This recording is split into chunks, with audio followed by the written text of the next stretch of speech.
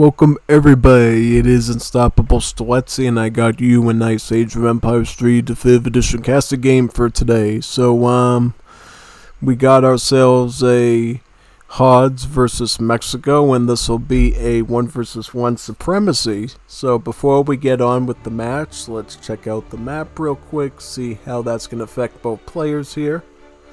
So this map here, biggest thing you notice on is the circle. And in that circle is a trade route. Then you can take the trading posts on, then you get a little bit of a wedge up here, cliffside here you can take control of as well. Also you got some water on the exterior of the map, but not really enough to put boats down on, I don't think. It's kind of narrow, yeah, I don't think you're going to be putting a navy there anytime soon, but yeah. This is a fun map. I've done it in ranked before, I've also done it in teams. Definitely, if you could take that trade route, you can get a lot of nice shipments of resources or XP from it, so definitely take advantage of that. Let's get started though, shall we? Alright, so Hauds. We just saw them in the last game, Hauds. They got a lot of things going for them being a Native American civ, namely, number one, you get the Travois. You can turn that into anything, You can turn it into a longhouse for pop, war hut for military, or corral, or siege workshop, really anything. Or you can use it for scouting too, which is sometimes nice. They'll turn into a longhouse. And also something you should keep in mind for Native Americans too is they have a lot of different features regarding their tech tree, age up system. So in general, for the age up for the Hauds, they don't get new politicians with each age up. You start the game with like 5 different politicians representing each of the 5 war chiefs of your home city. Once you age up with them one time, then they become disabled, and then you have to pick one of the other ones for the rest of the game, until you're left with only about 2 options left for the Imperial Age. But it's interesting. Usually the messenger will help you age up quicker, chief will give you wood, one of them will give you food, and then the other ones is, oh yeah, the warrior will give you military units of some kind, and then the rest is just a wild card, I believe. So yeah, certainly it's a pretty interesting system to say the least. But I'm actually pretty curious how they're going to do here versus Mexico, the opposing civ under Vidic. So Mexico, pretty interesting civ, They got the properties of, similar to that of the United States, right? When they age up with the state, and that state adds 2 more cards to their deck at the top. They start out with a pretty meager deck of like 21 cards, and then it quickly grows to 27 cards in Imperial Age. But in addition to that, what Mexico gets, which is really unique, is the ability to revolt in any age.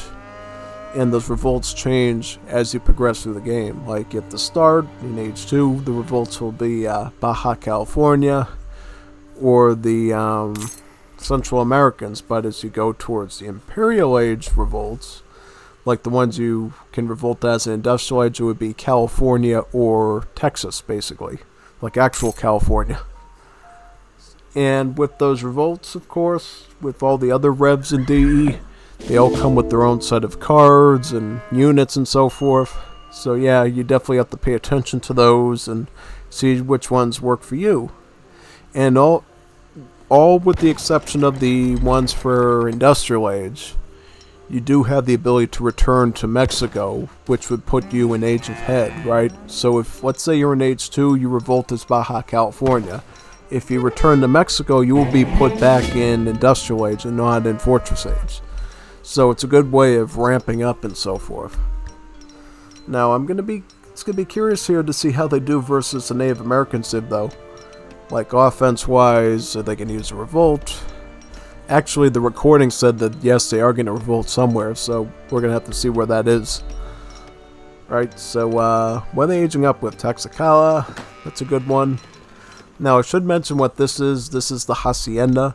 It's basically a farm that you can configure to research and gather different things.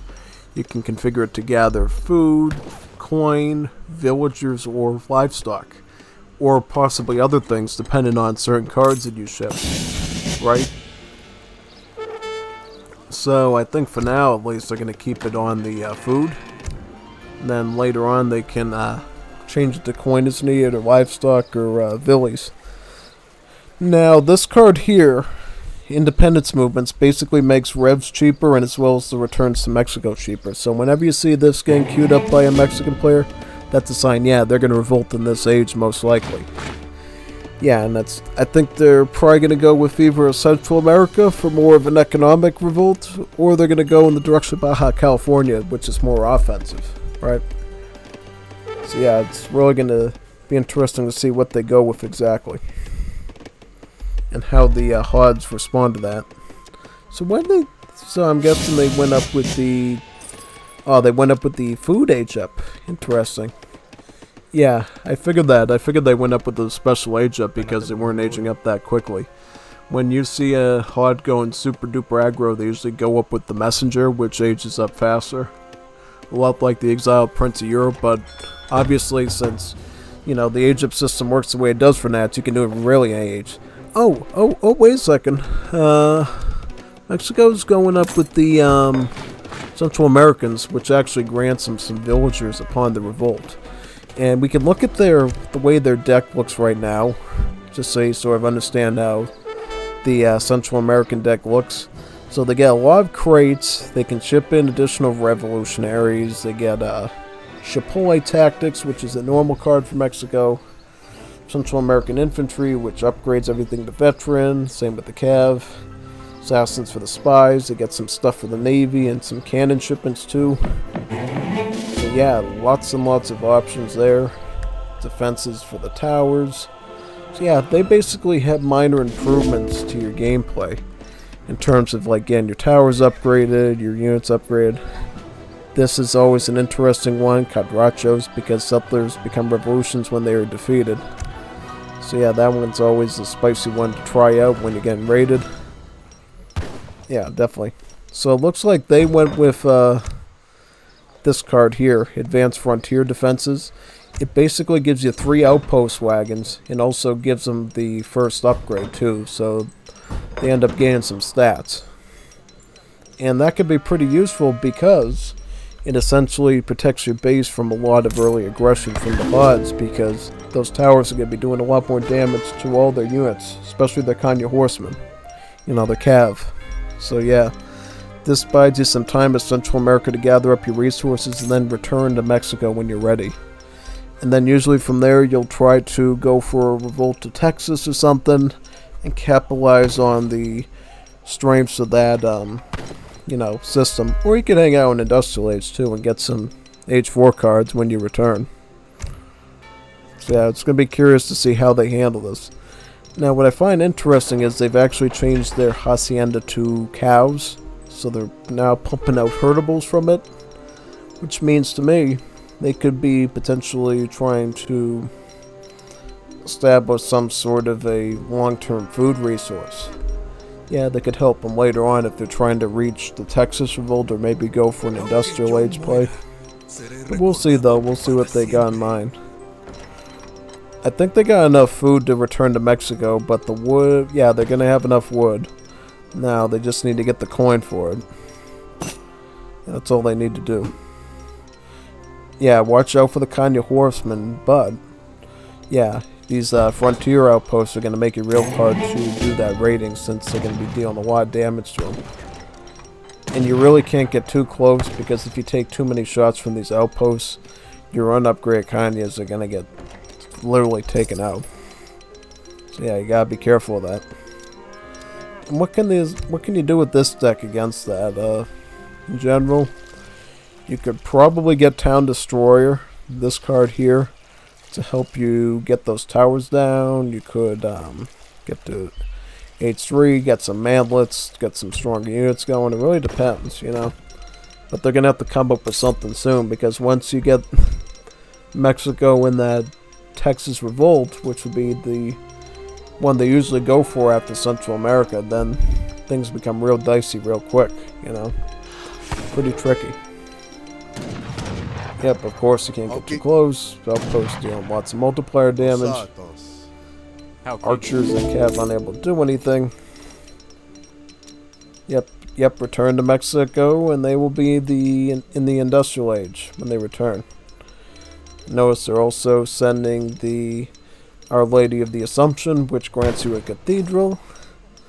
And basically what a cathedral is, it's the Mexican version of the church, so it trickles a lot of experience. And this card will basically allow it to trickle even more experience. Definitely. So yeah, definitely get that.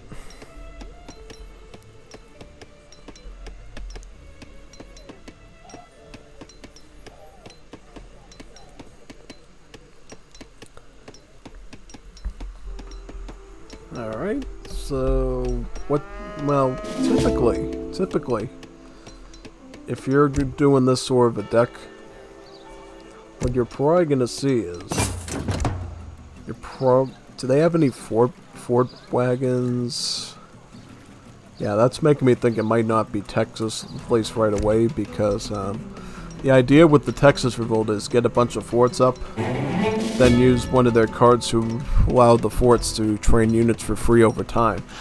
So that way you're basically got like 4 or 5 forts down, and that means like 5 batches of things are going to be coming out constantly. And they start out at guard upgrades too, so it's pretty good. You know what I mean? Yeah, definitely. So we're seeing wood being delivered here. 1600 wood since you're in age 4. What are these other things? A mortar and chinacos, the soldados and the falconets, 33 insurgentes. Interesting. Reservistas gives them muskets, so a lot of interesting age 4 options here. I don't know quite how it's going to go down though, so we're going to have to see based on a couple of things. Let's check back in with the Hauds. What are they doing? So they're going up to age 3 as well. They're going to need to at least have some Fortress Age units to deal with this type of a mess. Ideally some Mantlets, Musket Riders, you know. Maybe even Industrial Age, you know. Even go Industrial Age. Get the light cannons. You know, going FI with Hauds, that's... Or semi-FI, you can do it with Hauds, you know. As long as you're not being pressured too much, you can pull it off.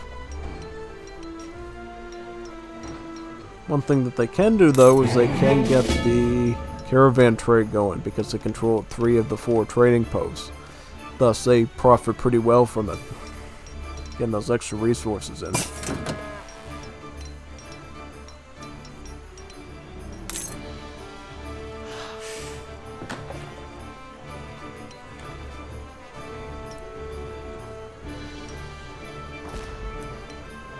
What are they shipping in now? They're shipping in Mouse and Wheels. Improves the effectiveness of healers tasked to the community plaza.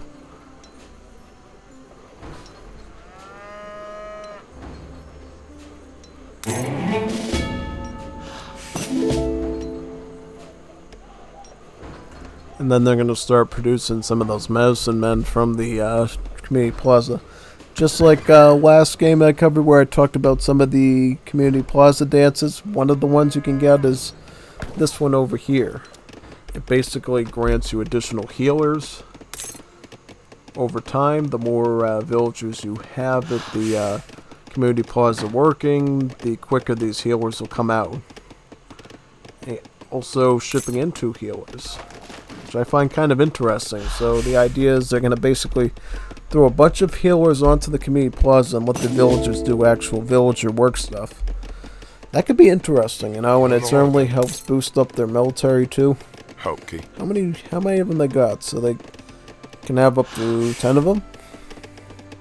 What's interesting is they don't cost population, so yeah. Pop-free community plaza workers. That is pretty neat. Pretty neat.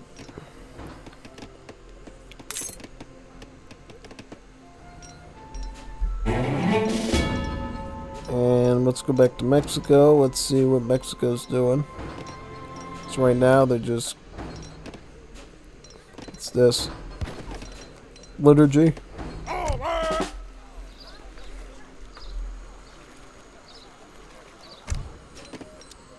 Oh, that's from the cathedral.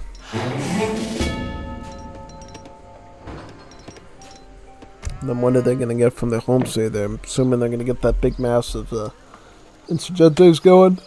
Give them the muskets and their veteran upgrades so they can go full throttle forward. Yeah, that could totally work. We'll see, though. See. I also like having the grenade launchers card here, too. Refurbished firearms. It also makes the soldados pretty strong.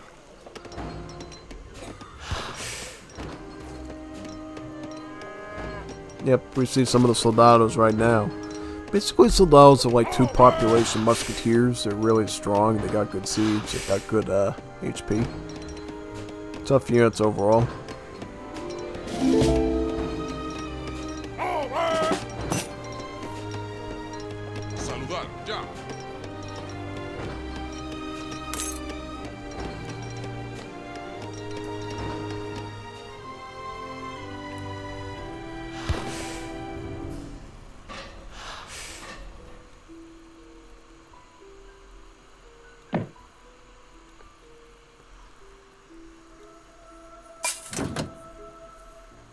And then in addition, you got the Insurgentes over here, these food units. They only cost food, but they're basically just like pikemen, you know. They have less multipliers, but they are more spammable because of their cheap costs, and you can also train them in blocks of 10. So, pretty good for this civ. Pretty good.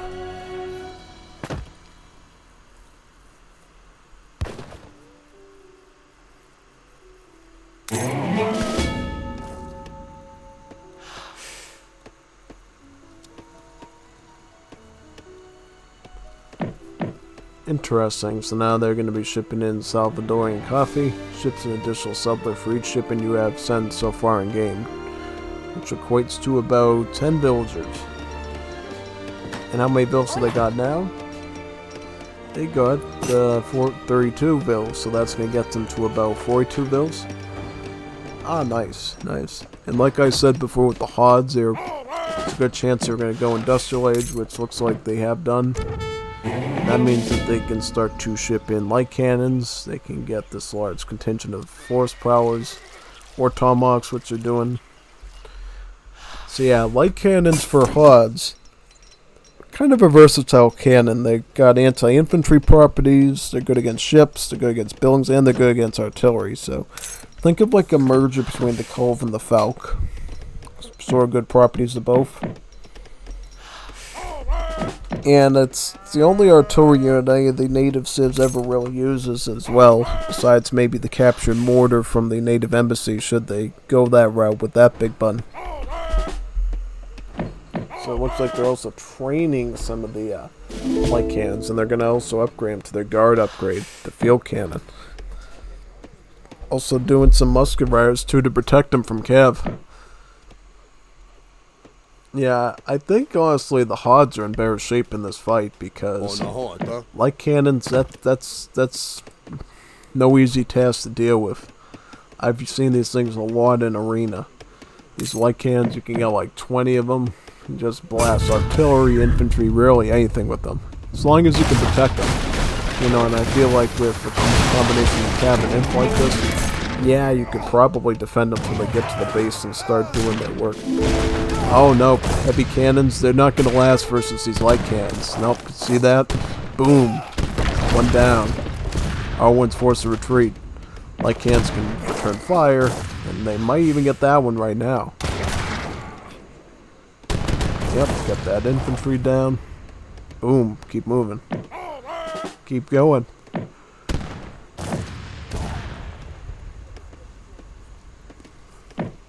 Yep, and here we go. They're going to probably engage in the Mexican base somewhere.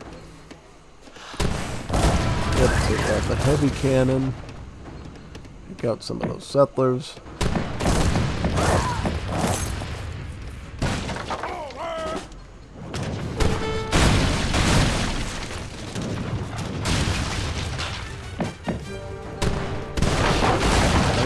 And now they can start to move in towards the house over there. Go for the tower and then the town center.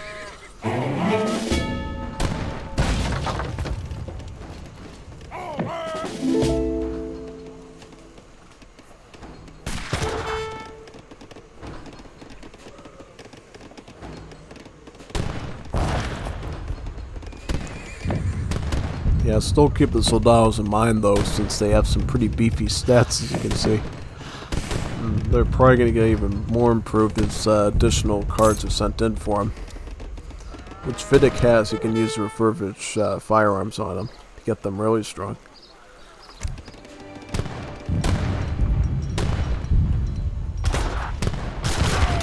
Yep, Kanya Horseman, Musketeer's not that great in that situation. Great at all.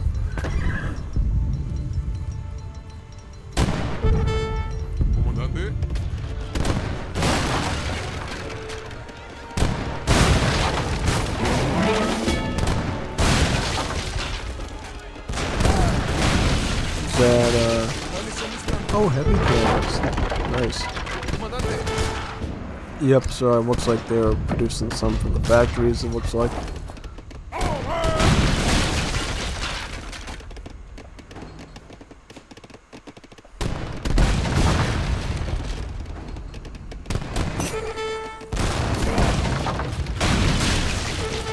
Just gotta get that sweet spot with the light cans, I think, and they're pretty much in good shape. Looks like they're gonna focus on the military buildings first, and then they can make a move towards the cans and the infantry.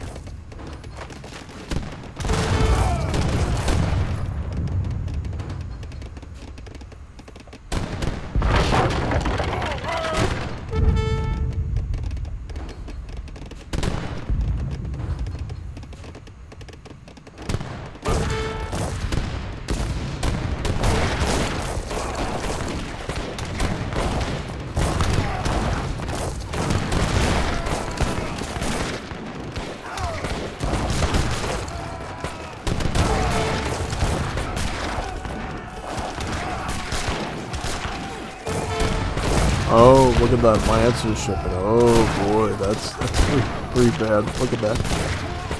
Lancers. Spanish ancianos. Claro chistes.